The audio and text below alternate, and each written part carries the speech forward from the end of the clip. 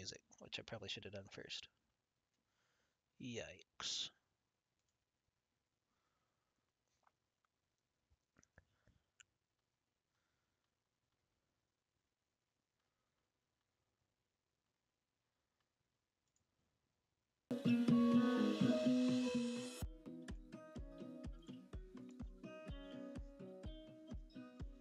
There we go. Hopefully live now. Yep, I have not applicable out of not applicable viewers, so that's insane.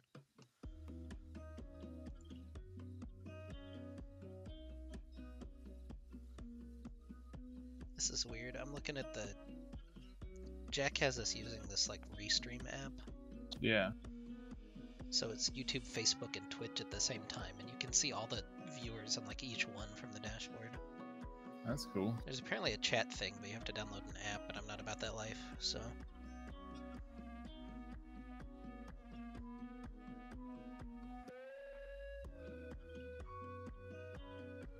Plus, I can't really put like Facebook and YouTube on the stream, so we'll just focus on Twitch chat. What's up, guys?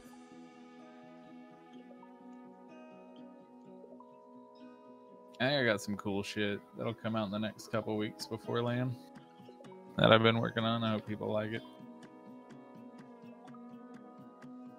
I'm excited for another Scrambles hype video. Or two, Yeah. or three, or however many it is. Sounds like there's more Yeah, than one. I'm trying to turn the knob to 11, you know? We'll see how it goes. You're gonna go learn art history. That sounds terrible.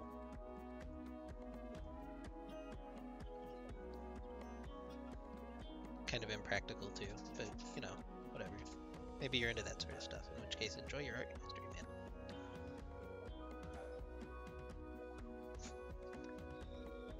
See, at least now we know who Joey is, because he's got his Twitch name and his in-game name to be the same right now.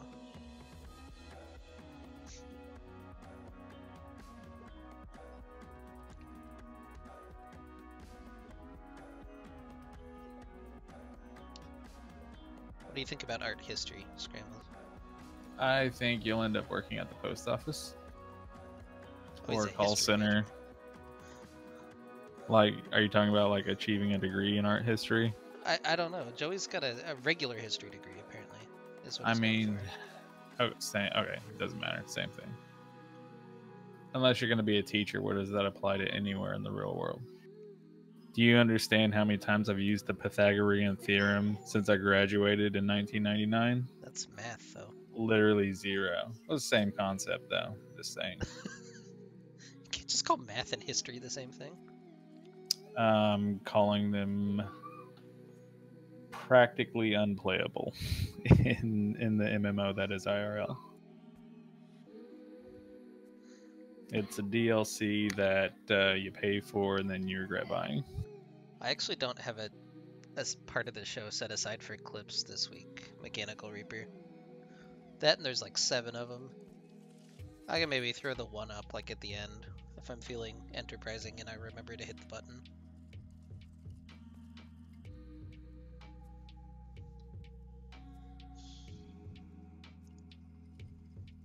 Normally during that section, no one talks in the chat. It's just like a big meme, so we just got rid of it.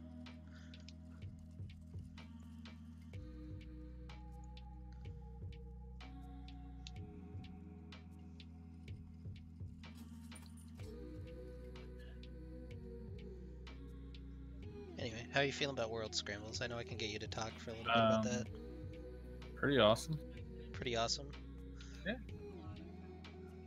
If you want to give away your pick'ems, you have I Fnatic haven't even going done all the my way? pick'ems yet, but no, I probably won't. That's tough though. Like, I legit feel like this is the most balanced Worlds I've been a part of, and the most balanced meta. You know, there's except top lane. You're literally you're playing Urgot Aatrox every game unless one gets banned. Then you're just gonna play Scion. But outside of that, like, there's just a lot of viable things, you know, and there's a lot of viable teams. Korea doesn't have the fucking chokehold on every group right now. Like they're vulnerable. Gen G's already out. IG looks really strong, but they're known for choking. And everyone was like, "Oh, it's the Shy. You know, he had visa issues in the spring, and that's why they choked." But they still lost in summer with him, and they've lost today with him. You know, so I don't know, man. I like it. Yeah, it's an interesting one. You can definitely get on the Western bandwagon, but at the same time, it's Cloud9 versus Afrika. Afrika was their scrim partners, and Afrika is the team known for prep. So you're giving them more information by Yeah, scrimming with them. yeah. It's Fnatic versus. God, I've already forgotten.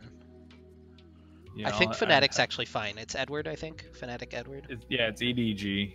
Um, I think and Fnatic's actually Nyboy's okay in been, that matchup. yeah, for sure. But then G2's doomed. Like, I don't know. 100%. 100% G2. G2 is the worst team to make it through, I think. I don't know. They might be better than C9, but C9 has like the innovation index. Okay, C9 has Reapered, so they automatically get that bump. And so I respect the shit out of them. They deserve to be there. Like at the beginning of the season, Reaper and Jack had the fucking balls to do what needed to be done. You know, like literally in that video, Jack sitting there like Reaper came to me and said, "This team won't make worlds. We want to go to worlds and we want to do shit." And Jack listened to his coach, and his coach is a fucking genius. Because look at him now, you know. Yeah, now they have a chance to be the next H2K and make semifinals as a Western Dude, team. dude, Jet had the best roast when the HTK was in semis. When he got, I think it was Madison Square Garden. I believe it was in NA. You know, he just did the H2 Yeah. what, you know, and then they were like H2K. And he's like H2 Korean teams in finals. Like, have you seen that clip? Yeah. Dude, that's one of the. And I just got into League, and I kind of didn't get it at the time, but seeing it now, I'm like, God, that was savage. Yeah, I actually went. Well, my wife and I went to the group stage for uh, that Worlds in San Francisco. We went to the last 3 days, so we saw H2K qualify. We didn't see Albus Nox Luna's group, but we got the other three. It was a good Dude, time. yeah, I'm so on board with ANX. How many name changes can you get in before playoffs? 0. Yeah, well, one if you do it now before your roster gets submitted. Could just make your captain look like a fool, though. And I know who your captain is, so he's already a fool.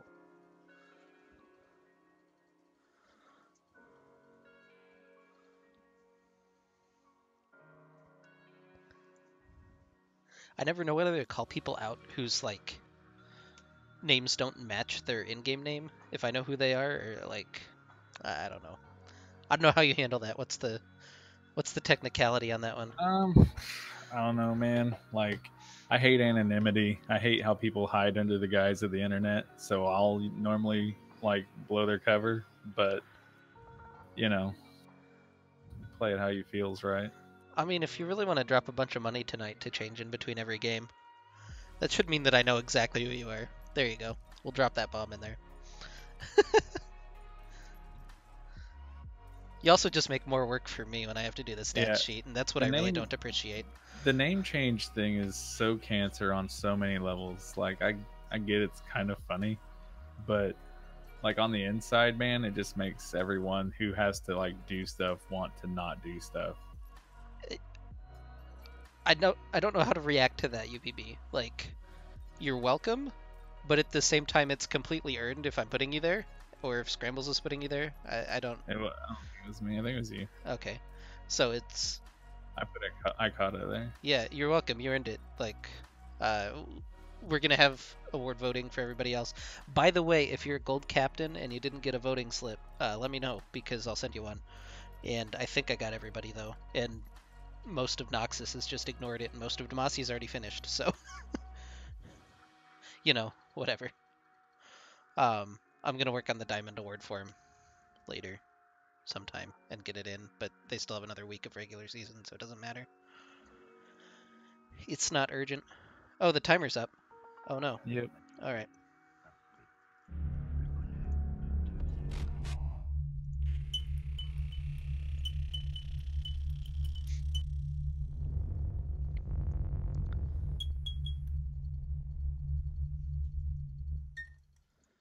Sorry about that. I was sleeping on the job a little bit, but welcome, guys, to the Get Wrecked Recall Week 9 edition. My name, as usual, is Meristematic.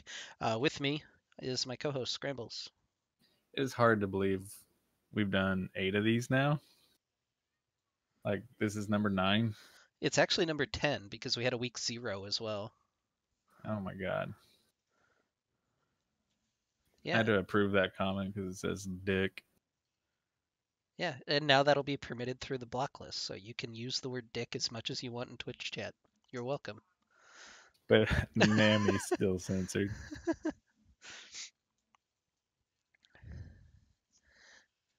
Anyway, yeah, this week on the show, we've got our week 8 recap. We've got a week 9 preview, which is the last week of Gold Capped. It's the second to last for Diamond, which is cool, I guess. And then we've got playoff scenarios for pretty much every team that is still alive. And then we've got our interview with Ghost top laner DerisiveOxen. Um, just to jump right in, our Diamond results from week 8, you can see were kind of boring. Every game was a 2-0, and most of them were, or well, half of them were forfeits. So Unlucky Retribution with a 2 over Propulsion by forfeit is actually probably the most important result on the list there. 100 Steves with a 2 over Deathcap for Cutie. Kansas State with the 2-0 over Squattobots. Return of the Middle Sticks 2-0'd Oklahoma Diamond Rush. Killer Whales United did something to achieve a forfeit over the Golden Gatekeepers, and Lansneck with a 2 over Team Fish Taco. Also a really important result, but we can actually talk about what happened in that game a little bit. The first game, to chat just a little bit about Kansas State with a 2-0 over Squattobots. And again, it's kind of a shame this Squattobots lineup only had 3 weeks together. They look okay. They look kind of synergistic. It's just not enough to take down Kansas State, who's had all that time together. They have a pretty solid sub in Yeah. um, Isazaya, I believe is how we Yeah, I decided was to gonna pronounce say it. they didn't have Yab, so Yeah, I mean there was at least like that little ray of hope maybe, but it doesn't seem to have mattered. yeah. Vibon had a pretty monster game on not Orn for a change. He played or got an Aatrox. He Um, got out of the wheelchair. but it's an important win for Kansas State. It puts them up at 6-3, right in that conversation, and right now a game up on Propulsion, which is going to be that important benchmark that we're going to look at for the rest of the Diamond teams.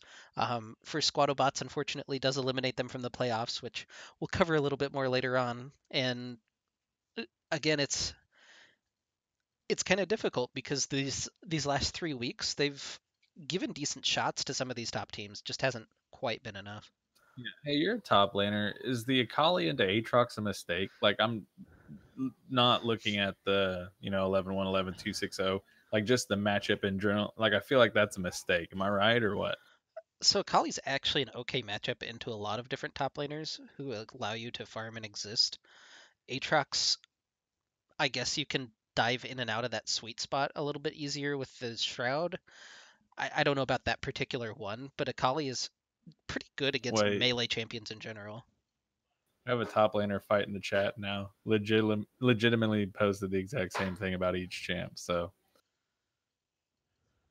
like I feel like Aatrox just demolishes that, but Libo says that Akali wins, so I gotta go with Akali must win that. So I Yeah, was wrong for asking. I apologize. yeah, I think Akali has some advantages that she can use in that matchup. I'm not really sure.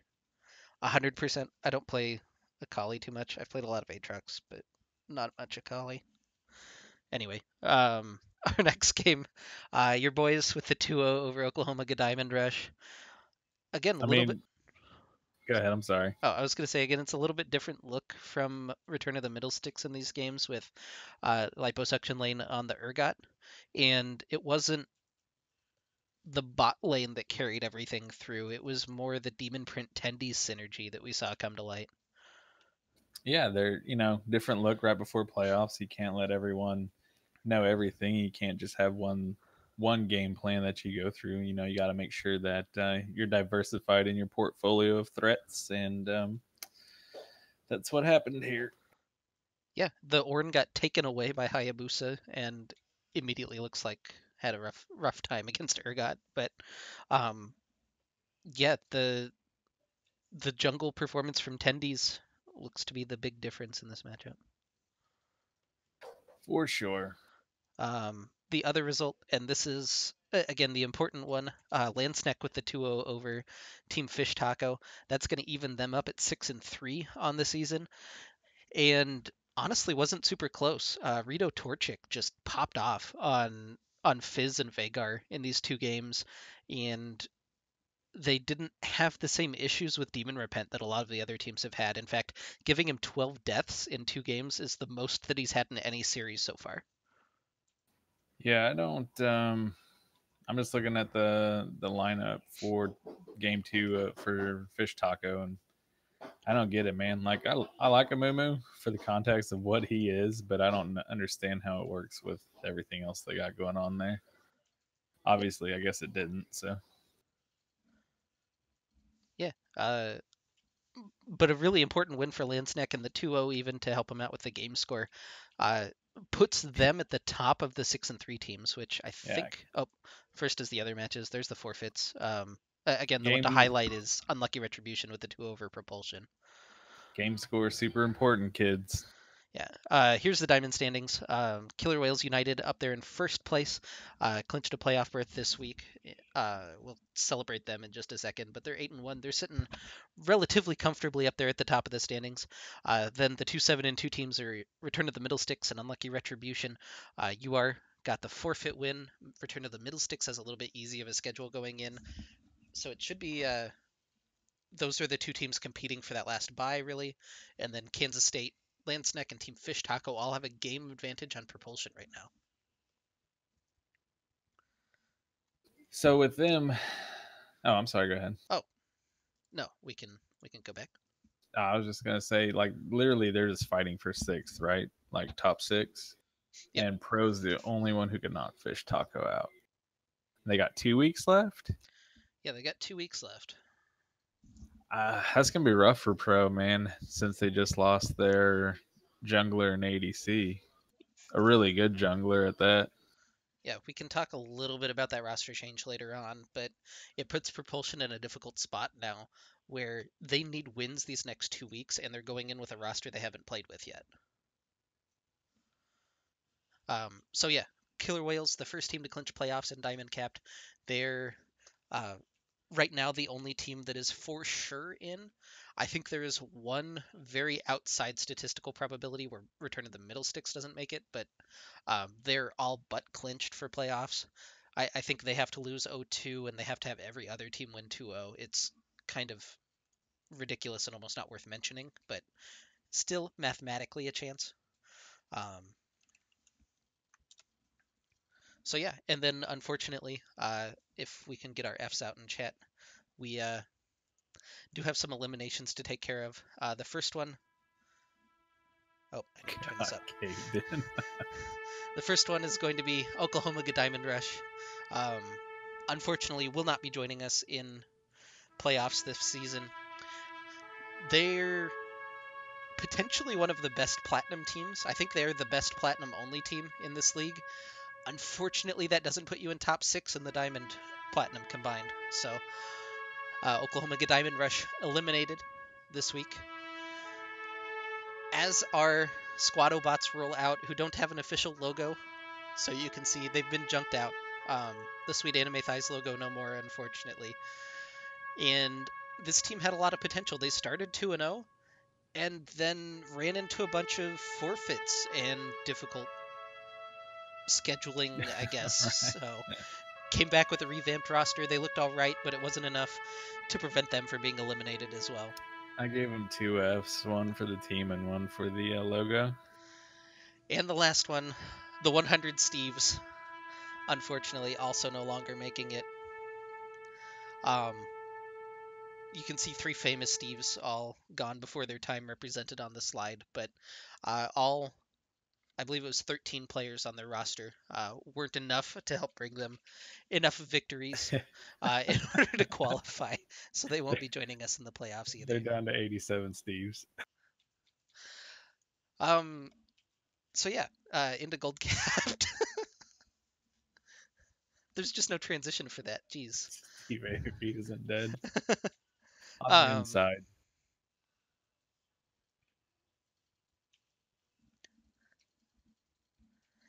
anyway, our Noxus results. Jingo Squad with the 2-0 over Ghost, which is again the kind of critical result here. Hardest Road with the 2-1 over Bingo Squad. Indigo Sky with the 2-0 over Landsneck, and Propulsion with the 2-0 over Omega Wolves.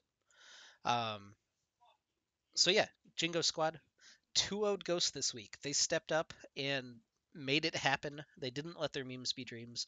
They did, however, play pretty memey bot lanes both games, with the Morgana Lux and Vel'Koz Lux combos taking him to God, victory. that's cancer. And this is again super important. We brought Jingo Squad back from the dead when we thought they were mathematically eliminated, but this sets them up with, if they get another 2-0 this week, they could potentially qualify for playoffs. So it's It's it's the getting a bit Maris bump. spicy in Noxus. Yeah. Like basically, you crushed them down to nothing, and then you rebuilt them back up into everything. So they wanted to honor you, I suppose. Yeah, Thugs Bunny with his Lee Sin both games looked really solid, especially in the game I casted, which was the first one with the Morgana, I believe. Uh, yeah, it wasn't a super close game, but it you still felt like Ghost should come back at any time, and it just never quite clicked for them. And unfortunately, Ghost continues that slide just a little bit down the standings, back to 3-3 after this one. I don't get why you give Poppy static whenever if you get the Poppy, you give it to Graydon, you give it to DerisiveOxen. I get that you put Poppy in the jungle because he'll have more potential to encounter the Lee across the map, but just the way Graydon plays Poppy, you give it to him, in my opinion. Yeah. Next one, Hardest Road with the 2-1 over Bingo Squad. This was a difficult series. We gave Karsuda Callista, and apparently that was a mistake in game number one, and then realized the error of our ways and just played team fight. The game that was on stream was game three, and we were behind 8 or 6,000 gold in that game, and brought it back after two good dragon fights in a row. I really like Bingo Squad's new logo. Yeah, Just gonna throw that we'll one out see. there. That's the Kilgar bump. Like Bingo is just floating around. They get their new logo, and look at them now.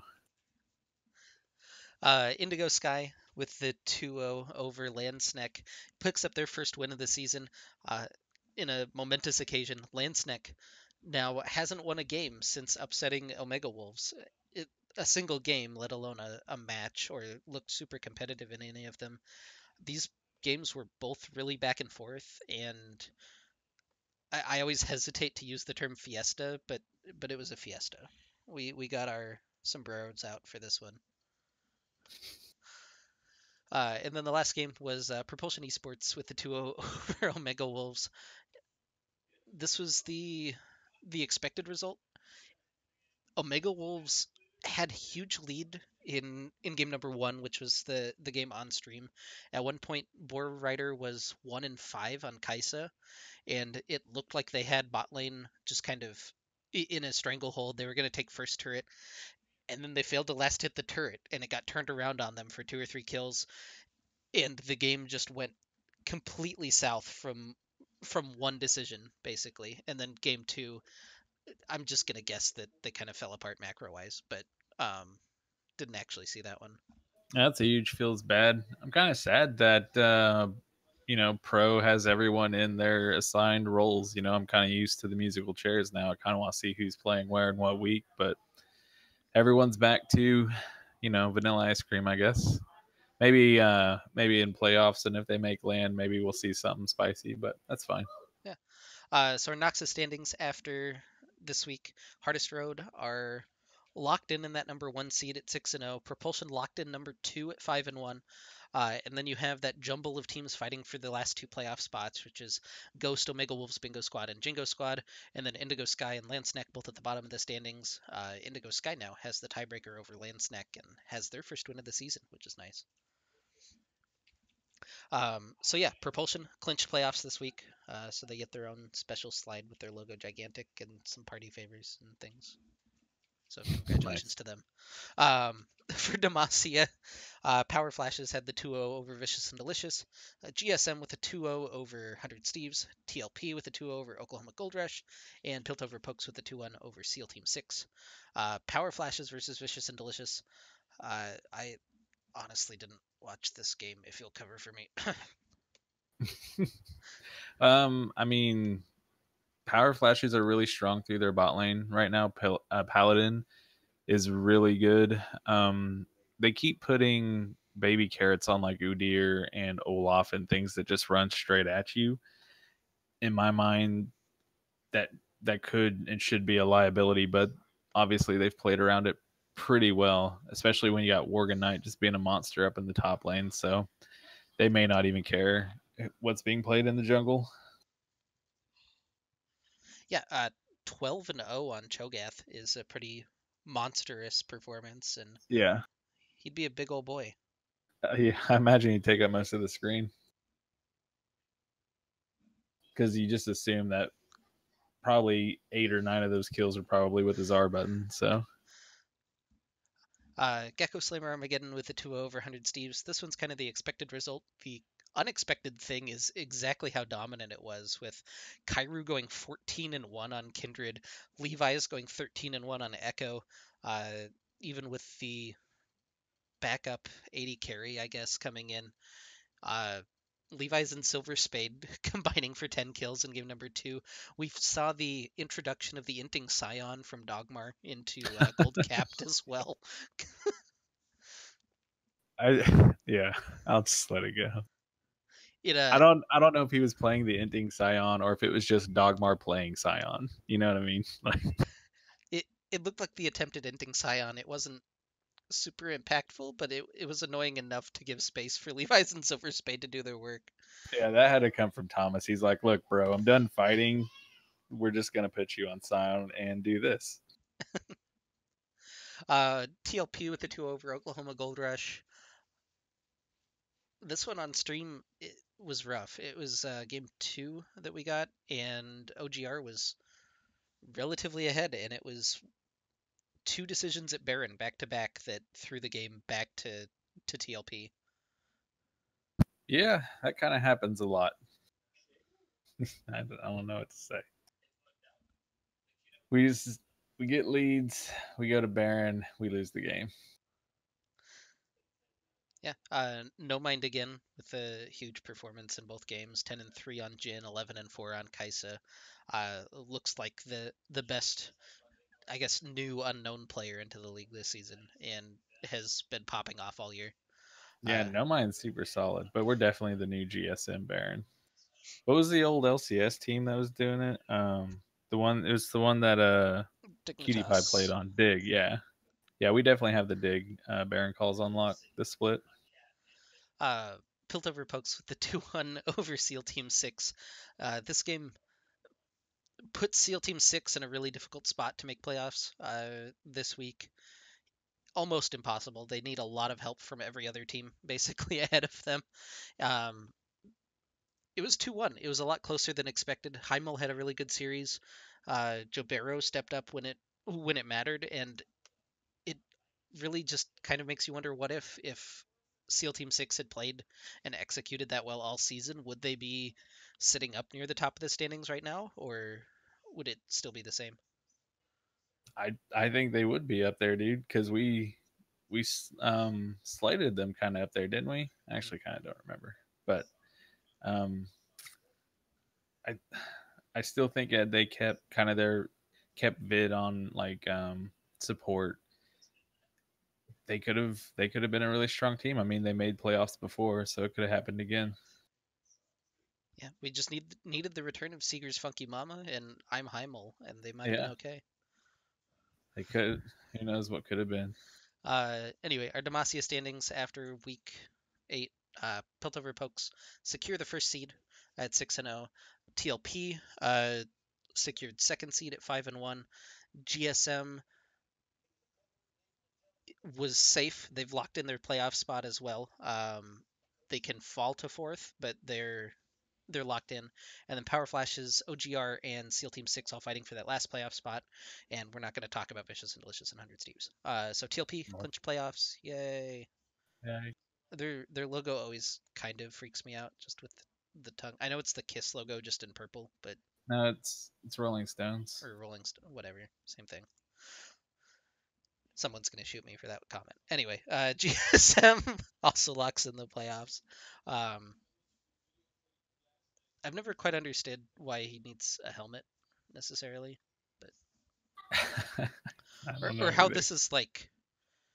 It's very aesthetic, Armageddon-y. but like, what point do these little like blades on his head actually stand? Like now you can't step on him, I guess. Yeah, because you don't want to duck your head when you charge into someone. They teach you not to do that when you're tackling people. So I don't know. I mean, maybe reverse headbutts or something. It's a Valkyrie helmet. Oh, okay. That still doesn't make any sense. Anyway, get your Fs back out. We have one more elimination to take care of, which is Vicious and Delicious. This was the slide that I was really excited to show everybody, and I still can't look at it directly. Vicious and Delicious, the team that took over basically the spiritual successor to Dude Where's My Elo from League KC, the runners up last season, weren't able to really hack it in OKLCS. They looked relatively outmatched in most of their games and tried a bunch of really random roster and position combinations. But I, I eh, Go ahead. no, go ahead. I mean, to be fair, their very first series, they looked really competitive because they technically took down one of the top teams. But then, things came out and that got reversed, and they just never put it together after that. So it's kind of like a SEAL Team 6 situation for me where what could have been maybe had things gone a little bit differently in the first series. I mean, obviously, what happened was their decision and their fault. Um, but outside of that, I mean, maybe they could have done better. Maybe they didn't apply themselves. I don't know. Yeah. So let's jump into our week 9 preview. This is always so sudden. I feel like there needs to be a transition slide when we do this in the future. But our week 9 preview, uh, only a handful of really important games for Diamond. A lot of these, I don't want to say are foregone conclusions, but it's a top team versus a bottom team, essentially, or a team that is in the playoffs versus a team that's not in the playoffs. So the really important games, the one right there at the top, Team Fish Taco versus Unlucky Retribution, um, will be kind of the highlight of this. Golden Gatekeepers have decided to forfeit the rest of the season and save us all the time. So Lansneck takes the 2-0 this week, and it'll be KSU that gets it in week 10. Killer Whales United versus Oklahoma Diamond Rush, Return of the Middle Sticks versus Squadobots, Kansas State versus 100 Steves, and Propulsion versus Death Cap for Cutie, with 2 new rosters, basically. So the featured match, Team Fish Taco versus Unlucky Retribution. If UR wins, they're looking competitive for that last first round bye, and Team Fish Taco currently right on that bubble. Propulsion could pass them if they drop their next 2 games, and as you can see, Team Fish Taco has probably the roughest remaining schedule, with Unlucky Retribution followed by Return of the Middle Sticks. Yeah, that's gonna be tough. And if you're putting stuff like a Moo in the jungle and Diamond, I don't know how to help you. If I don't know what to say. Yeah, this will be an interesting bot lane matchup. Is what I'm going to keep my eye on. I guess is Tian Sama and Gavi versus Demon Repent and Law.U. More Demon Repent than anything, but Demon Repent has been the carry for Team Fish Taco, and he got decimated last week. Uh, and we'll see if he can bounce back. I mean, maybe shit. If you're willing to play a Moo, just play Ivern. You know what I mean? And put all your eggs in the Demon Repent basket. Pick your support, get a Galio mid, get a Shin top or whatever, and put Ivern in the jungle, and just put Demon Repent on like Kaisa or Kog'Maw or something, and Just let them 1v9. That's all I can. But I'm low elo, so take that with a grain of salt. Yeah. Um, Yeah, Ivern Kansas is trash, but so is a Moo and Diamond. Kansas State versus 100 Steves is unfortunately our second best matchup of the week, which really isn't saying a huge amount, I guess. If Kansas State wins this, they also get the free win over Golden Gatekeepers. They'll be secured for playoffs. So this is essentially a play-in game for Kansas State if they can take it over 100 Steves. Um, for 100 Steves, it'll be interesting to see which Steves show up.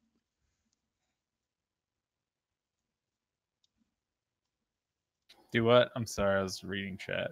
Oh, Because there's an argument that Ivern's nothing like a Moo. Like, no shit. But I'm just saying, like, a Moo is going to walk in and press R, and then what?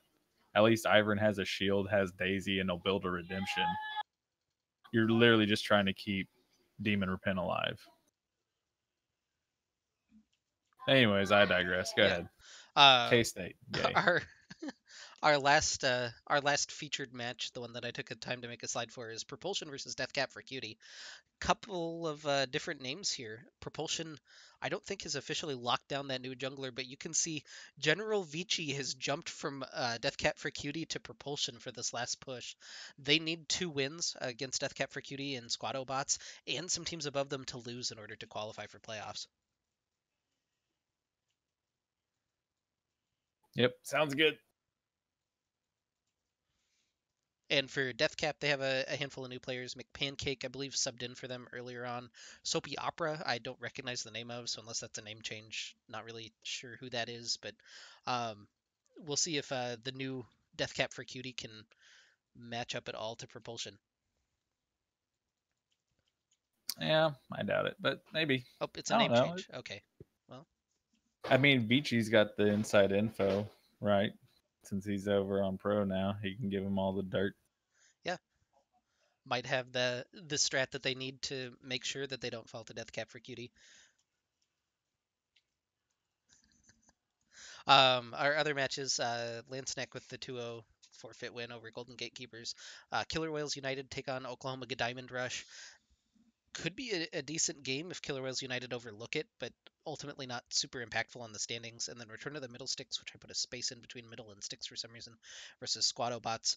League KC showdown, but again, one of the teams is looking at a first round bye, and the other team's already been eliminated. So what's the motivation factor there?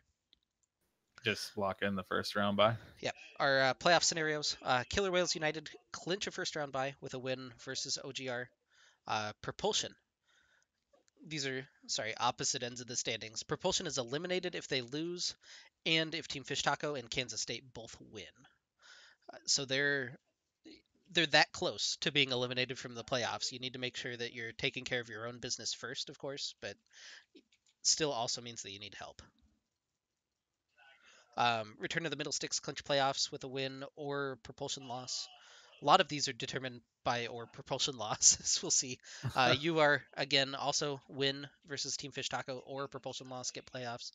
Landsneck clinch playoffs only if propulsion loses. Basically, if propulsion loses, they're out, and we don't need to worry about the rest of the playoff teams. Um, but yeah, Team Fish Taco is the only one with additional work to do where they also have to win and not just have propulsion lose because of the tiebreakers involved there. God, there's Um, gonna be a lot of hate in the universe for Pro. yeah, keep in mind this is still a week away. So even if these scenarios don't happen this week, we're pretty much just running it back next week where Yeah. if you've got to do the exact same thing except you don't have that buffer of having extra weeks. It's just straight up you can end it right there with a win or a propulsion loss. Um, so our week 9 preview for Demacia, the last week for gold. Power Flashes versus Piltover Pokes, SEAL Team 6 versus TLP, OGR versus GSM, and Vicious and Delicious versus 100 Steves. Yeah, our top match here, OGR versus Gecko Slammer Armageddon. Uh, these are always difficult games because most of them have already been played, so it's tough to talk about them without I giving mean, any spoilers here. But it's easy. Everyone knows you mess with the gecko, you get the freelo. so maybe you just take them to Baron and force them to throw repeatedly.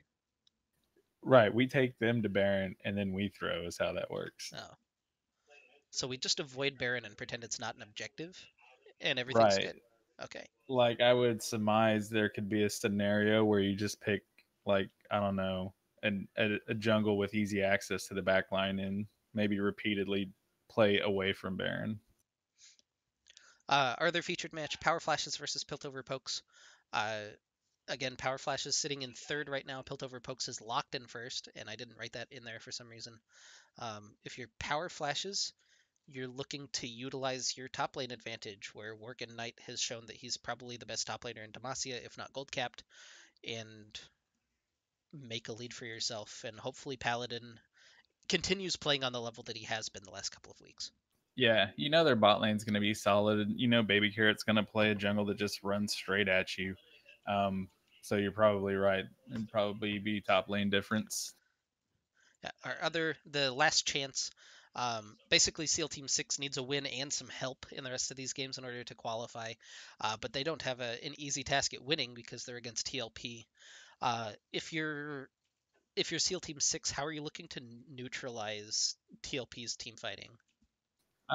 You don't let them team fight. You put Heimel on a carry. You have them abuse one of Panther's four junglers, and you try and snowball the game. And you try to like 1-3-1. You just don't ever clump up against TLP. Yeah. But that's assuming you have the coordination in your team to do a 1-3-1 in gold cap, which sometimes is hard. Just watch the G2 videos and hope that you can emulate that. Um, your other match is Vicious and Delicious versus 100 Steves. Both teams have already been eliminated. They might not even play this week. They might play. Who knows? It should be a fun game regardless. Um, Playoff scenarios for Demacia. Gecko Slammer Armageddon clinches the third seed with a win or a Power Flashes loss. If Power Flashes wins, regardless of what happens to GSM, then GSM falls to fourth. And this is because we discovered recently that the second tiebreaker is win percentage and not game differential, which sounds like it's not a huge difference, but if one team, for instance, finishes 11-8 and the other team finishes 10-7, there's a difference in win percentage, but there isn't a difference in game diff. Don't think about it too hard. SEAL Team 6 needs 2-0 win and OGR to lose and Power Flashes to lose 0-2 in order to clinch the fourth seed. So they need a 2-0 win and some help in order to even think about looking at playoffs. The rest of them, OGR clinches fourth seed with a win and a Power Flashes loss. Power Flashes clinches third seed, which is basically the reverse of what we were saying for GSM. They can clinch fourth seed if OGR loses and ST6 uh, doesn't 2-0, is basically what that text says. Again, most of these games have already been played, and it's kind of difficult to look at it at this point, but this is what we've got. For Noxus, meanwhile, Ghost versus Bingo Squad, the headliner of the week. Jingo Squad versus Lanceneck, Hardest Road versus Omega Wolves, and Propulsion versus Indigo Sky. Ghost versus Bingo Squad, the big headliner. This is essentially a play-in game. The winner qualifies for playoffs. The loser will be sweating it based on some other results. What do Yeah, you think and is the like big difference in this game? in this game, probably the bot lane. Like you guys discovered, if you give Karasuda certain picks, then bad things are gonna happen. But I just think it's real interesting with all the different scenarios that are available and the way that the gold divisions playoffs operate because it's kind of different than what you want because towards the end of the season teams with a buffer that are already in kind of can play matchmaker so to speak just depending on if I win this or lose that then X Y and Z is going to happen and normally you kind of want to set the table like Nompton did. They wanted to push OU out a couple splits ago and so they threw their last game and threw their perfect season just to try and make that happen. The interesting thing about this is though you want your best four teams from your division to go because imagine a world where like you're a number one seed and you go to LAN, but the other number one seed got eliminated in quarters, and that just makes your life infinitely easier at LAN. So if you kind of try and play matchmaker here, it may end up biting you for the fact that you just gave that other number one or number two seed, an easier road into the actual LAN event. I'm seeing calls for predictions. Unfortunately, we already know the results of these games, so it's a pretty informed prediction if we make one. And also, then we would ruin our quarterfinal predictions next week, and also spoil the streams this week if we said so. Yeah, we're not predicting anything right now. Yeah, Um, we could totally play Twitch chat on predictions right now. yeah. Hardest Road versus Omega Wolves is the other featured match. Basically, Omega Wolves needs a win in order to qualify for playoffs. If they lose, I believe they're eliminated. I laid it out later on, but they've got us staring them in the face coming up right after the podcast is over. Um, I don't want to put you on the spot, but tell me how Omega Wolves take this win. Um, I don't think you want me to say that because it's the thing that I would apply with every team against Road. Like, I don't think you abuse Hulk. I don't think you abuse Meristematic. I think you abuse the bot lane. Like, I'm not going to say that it's a weak link. I'm just going to say that if I were playing against Road, I would game plan around abusing the bot lane. All right. Not like all those other positions can carry. Maris, Hulk, Wing, they can all carry the game. But if you want to open the back door in, that's where you go.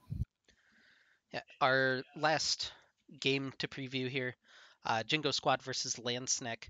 This one only important for Jingo Squad. They need a 2-0 victory in order to look at playoffs. They're currently sitting in sixth, but can leapfrog a bunch of teams because they were able to keep their game score relatively close, and because they have head-to-heads over most of the teams in that middle of the pack. Yeah, and Thugs and Uncle Jabronis kind of came online last week like we had been expecting them to. So if they continue that against Landsnake, I mean, well, I don't even think they need to do that to get the win, but it'll be that much easier. Yeah, again, they need a 2-0 is the important thing. They can't let their focus slide and just let a lazy game go to Landsnack. And Landsnack's more than capable of jumping on that. Iron Man fan in particular has had a really good split, very quietly on the 8th place team. But you could look for that top lane and Moose with his early pressure that he likes to put on to maybe pick up a cheeky game for Landsnack, and that would essentially play spoiler for Jingo Squad. Yeah. The other match is Propulsion versus Indigo Sky, which doesn't matter because Propulsion's locked in second, and Indigo Sky is they're not locked in a position, but they're eliminated, so whatever. Playoff scenarios again: Jingo Squad, they clinch the fourth seed with an Omega Wolves loss, and if they win, and Ghost. Why did I write that in that order? So they need to win. Omega Wolves need to lose, and Ghost needs to lose as long as the results aren't a 2-1 win for them and a 1-2 loss for Ghost. So they really just need a 2-0 is the long and the short of that in order to qualify. You don't want to rely on Ghost going 0-2 to bingo. Ghost clinches the number 3 seed with a win. They can clinch the number 4 seed if they lose, and Omega Wolves loses, and Jingo Squad loses. Yeah, there's a lot of math here. I'm just gonna default to the thing that I've said since week one. Just win your games. Like, there's no scenario, there's no concoction that it doesn't work out. Where if you just win your games, you may get to playoffs. So Bingo Squad clinches playoffs with the win. They're eliminated with the loss. They have the easiest of the scenarios. They also get the third seed if they win and Omega Wolves loses. And then Omega Wolves essentially also has the same scenario. They need to win, or if they lose and Bingo loses, they're in. But again, you don't want to count on that. So if Omega Wolves wins, they're in. yeah, Dana White says it all the time to his fighters: never leave it in the hands of the judges, and in this case, never leave it in the hands of a scenario. Like, win your games throughout the split, and you're good. Yeah. So the playoff format, because I know we've talked about it, but we've never showed it explicitly. Yeah. Um, but your number 1 seed from Noxus takes on the 4 from Demacia, 2 from Noxus plays 3 Demacia, 2 from Demacia plays 3 Noxus, 1 from Demacia. Anyway, you can read. Basically, then the winners of each of these quarterfinals will make the LAN tournament. The seeding is going to be redone at LAN, so you can't count on who you're playing from the semifinals based on any sort of bracket necessarily. Basically, it's going to favor playing cross conference if you're the top seed. So if you're that number 1 seed from Noxus, you will play somebody from Demacia more than likely. Yeah, probably technically the lowest seed from Demacia. Yeah. If it works out perfectly, if all of the top seed teams win, it'll be 1 Noxus versus 2 Demacia and 2 Noxus versus 1 Demacia at LAN. Yeah. If it doesn't work out perfectly, there's a whole bunch of scenarios that we have in place, and we can discuss those at a later time once we get everything taken care of. Yeah.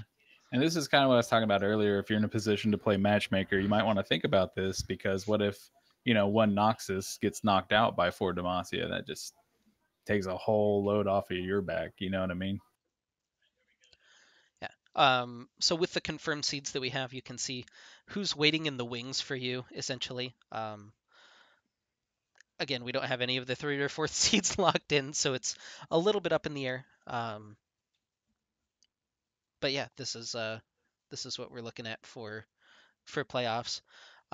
Next week, again, we're going to cover Diamond Cap just a little bit more, because that'll be their last week as they set up for playoffs. So I know this was a little bit heavier Gold week, but we'll have less and less to talk about as we go on for Gold, and Diamond will get the spotlight back. So if you're sitting there Diamond like, man, you didn't talk about us at all, we'll get there, don't worry. Yeah. Plus, I mean, Gold has 2 weeks to complete these games once the 3rd and 4th seeds are set. And those should be cast live. I believe there's going to be a post where there will be windows of days and times like casters are available, and that way we can cast the whole series live as it happens, so we get the pick bands and everything like that, and you're not waiting till the weekend to watch a stream with results that you probably already know. Yeah, we're going to attempt to do them all live. If there's just a time that doesn't work out for any of the casters, because we're unfortunately busy people too, but we've already started narrowing down what times we'll have available, and then as long as the teams pick one of those time slots, will be available to cast them live. If you don't pick one of those time slots, we'll just get it the Saturday after they're played like normal. Yeah, but hopefully with a 2-week window we can get them all done. And I'll say this, the quicker you get them done and the quicker these get set, the easier it is for me, just from an artistic perspective. Will Maris be able to stream after he gets eliminated? I'm not planning on getting eliminated. But for quarterfinals, I'll be streaming probably as much as Vid will be of them. Just kind of based on the day that the teams pick which one of us is available. And if you're talking about at LAN, I really don't know what my plans would be if we get eliminated before then. But I'm planning to be at LAN, and if I'm at LAN, then there's just actually no time to cast there. Yeah, so, no, I wouldn't want to try and play and cast at the same time. But I'd be down to make a guest appearance on the stream if there's one game that they need me to cover or something. I'm sure I'll be involved somehow. Okay.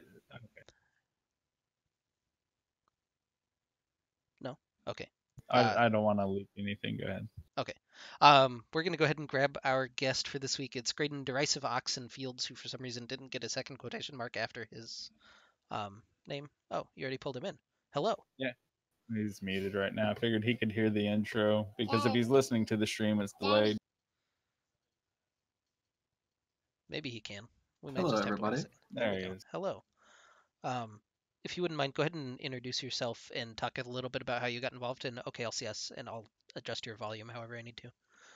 Hello, guys. My name is GetRECalled Fields. I found out about OKLCS. Honestly, I'd been taking a long hiatus after getting Gold 1, 99 LP, and dropping to Gold 3. And I took a long, about 5-month hiatus from the game. And my newsfeed on Facebook, since I'm in all the Oklahoma League of Legends groups, was always filled up with this OKLCS stuff. And I don't know how many seasons ago it was, but I saw a team by the name of Cloud9 basically post that they needed a top sub. So I was like, well, I'm a top lane. I can play top lane. Let's do this. And let's just say that series led to the famous do not pause strat, aka I'm telling Scott. Yep, I'm telling Scott. And nobody gets that anymore when they pause and I put it in all chat. They're like, who's Scott? Oh man, that was something, guys. If you, I wish you all could have heard how mad he was during that series. But basically, that's how I learned about OKLCS and got a part of it. So then after Cloud9, you've played on a couple of different teams. I don't want to out like which one you enjoyed playing on the most or anything like that, but like what have been your experiences with some of the different teams you've played on? Honestly, I think every team had its benefits. I think Team Ebro I enjoyed most out of the three that I played on, simply because we played a lot more together and we all became really good friends in the end. Um, as far as the past teams, I'm not referring to my current team or future teams, etc. Um, basically, Do the Worm imploded when someone cheated, so we didn't really get much of a chance there. And Cloud9 lasted one series about with all the rage that happened, so I didn't really stay long there. And I even played on Reign of Kings. I kind of forgot about that. I played a couple series with them. Couldn't really get the schedules together, and I think the team ended up disbanding altogether and having to forfeit. But as far as like atmosphere wise, I like Team Ebro. Do the Worm had a funny atmosphere up until the issues that happened that just everyone disbanded again. I just had very unfortunate luck with teams before this season. So do you feel like you're bringing the unfortunate luck with you, or is this beyond your control? No, I hope I'm not bringing no unfortunate luck. I think the fact that I think we're one of the few gold teams that had their full roster 90% of the games except for cross conference, I think is the only thing we ever didn't have a teammate for. So I think we're in good standing. I think my luck has passed and I'm getting better luck as time goes by. Yeah, it would be ridiculously ironic if Graydon were the one carrying that around, just because of how positive you are. Just my positivity is bringing this negativity meteor above me. Smash. You're the opposite of the typical League of Legends player, so people can't handle it. Yep. Why is this guy encouraging me and telling me I did well? Fuck him. Pretty much. I'm always positive no matter what's going on, or I try to be at least. Sometimes it's hard, but we all have our moments.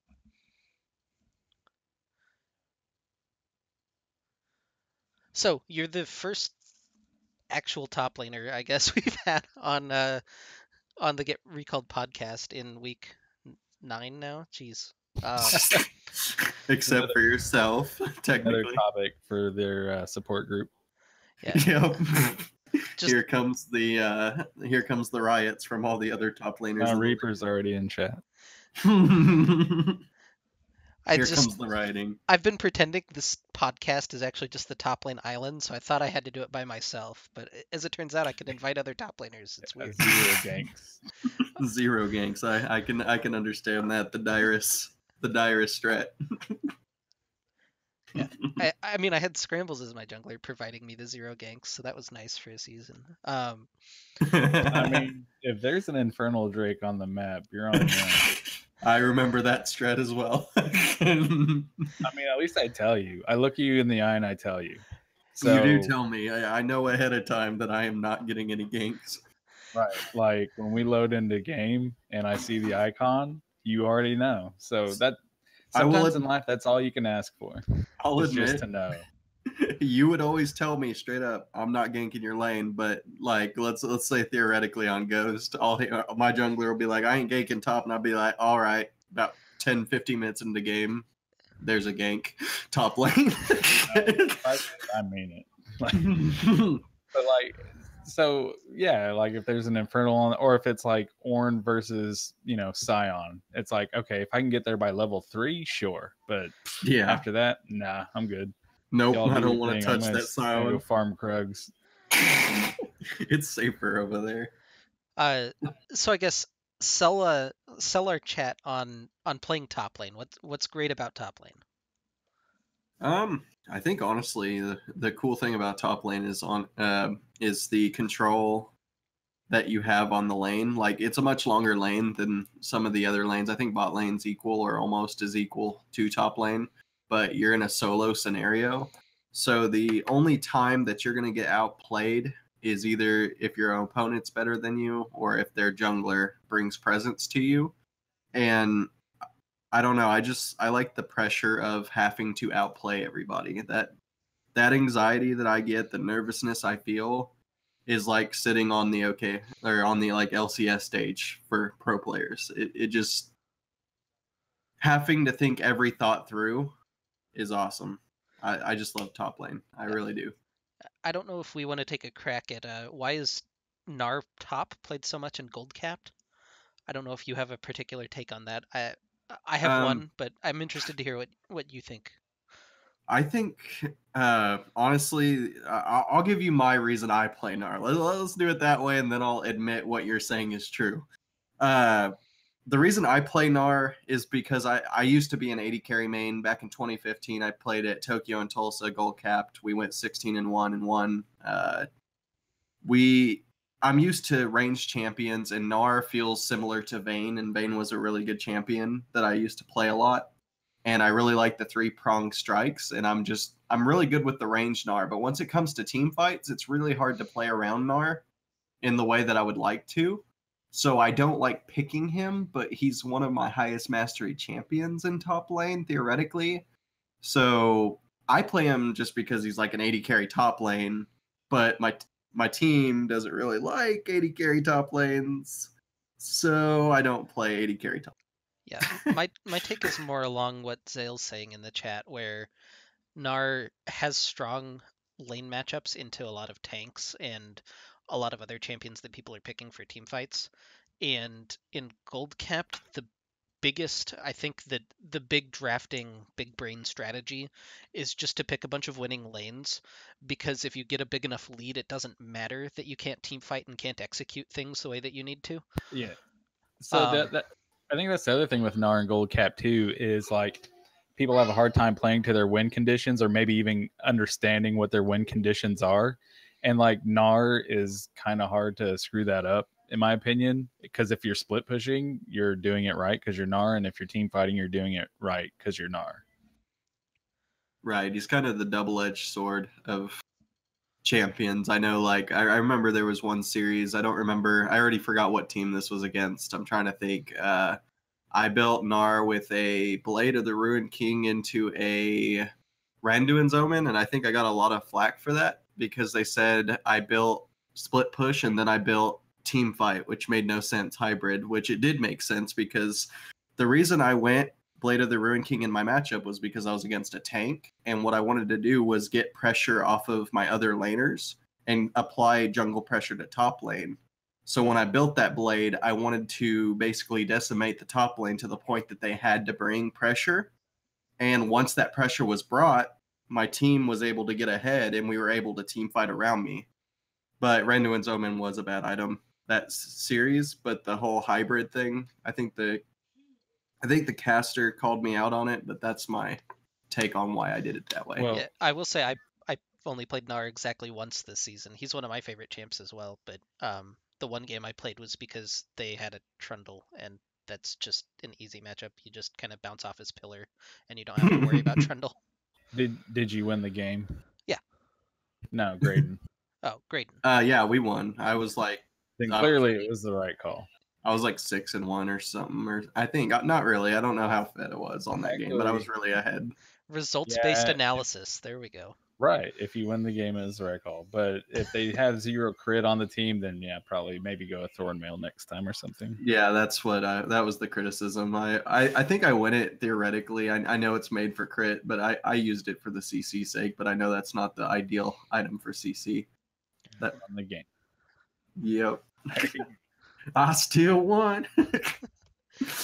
So your other champions that you pointed out to me that you really like, Rumble and Poppy. What do you like about those champions? With Poppy, I'm gonna start with Poppy. Poppy is by far my favorite champion. Scrambles will vouch for the Poppy because I remember in practice, I think we played against a team of like diamond level players, and I was able to stop a lot of their momentum as far as diving in and all kinds of stuff with my really uncanny timing with my W.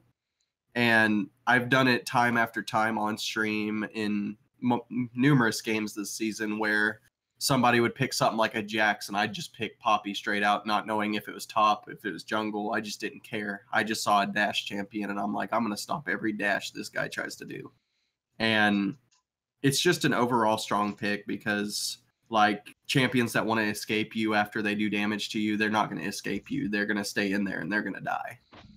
Rumble is a different side of things. Rumble's been my favorite champ since like seasons ago. The funny thing is I hated him because he was the most annoying champ with the warning nonstop. Warning, warning, warning. I was like, shut up. I hate this champion. And later on, I watched, I believe, Balls back when he was on Cloud9 originally play him. And I'm like, holy shit, this champion is remarkable. So I'm like, I'm going to try him. And that season, I was probably silver, bronze level, and I'm like, I'm going to try this champion, and I had quick cast on, and every time I tried to ult, I didn't understand, and I'd throw it stupid. And I made it I basically made it a goal to become good at him, and I haven't really had results this season, but I like Rumble because you can get behind, but as long as you have decent ults and decent choke points, you can really be ahead on Rumble, no matter how far behind you are. He is just a great team fight champion. So what's the best Rumble skin then? This is... Oh, the real questions. When I play jungle, it's always Rumble in the jungle, but when I'm not jungling, I always play my Super Galaxy Rumble, and he is the most annoying skin possible, but I still love it. I only brought that up because my wife actually forbids me from playing that skin anymore. So because it's so loud, or yeah, just because he shouts all of his abilities and stuff, and is he's super annoying. super. So I'm not allowed to play Super Galaxy Rumble. So instead, I have to play the Badlands Baron Rumble, which I've like grown to like because of the flame animation. But yeah, can't play Super Galaxy. It's banned in the household. I can understand that. One of our players vapes, and my girlfriend shuts the door, and she said she can still hear the vape hitting through the door on through her headphones into her ears. She can hear it every time. So every time he does it, I can just hear her go, ugh. And it always makes me giggle a little bit because it's become such an iconic thing. So to change tracks a little bit, you said your favorite esports team it was originally Curse, and then you followed them on to Team Liquid. Yeah, sorry. Condolences. It's gotten better, except for stage, but you know, we ain't gonna spoil nothing for nobody.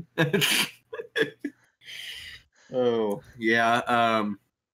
I started watching streams back in season 2, and I think originally I started watching Crumbs, and from there I ended up watching Curse, and I really liked their roster back then, which I believe was Elements, Cop, Nyjackie, Voyboy, and shit, who else? Who's the jungler? Saint Vicious.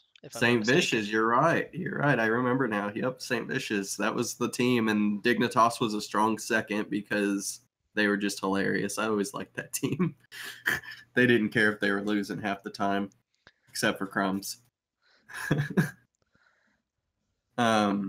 I don't know. I just always liked Curse, and I even won a giveaway through Team Liquid because I posted a screenshot. They said to post your Team Liquid icons, and they were going to pick somebody, and I said, I know you said just Team Liquid, but here's a Curse icon from way back when. Always been a fan, and I guess they picked me, and I won $50 worth of stuff, and I got a $5 poster. Even though it's $5, I got an $80 frame built around it, so now it's worth like $85.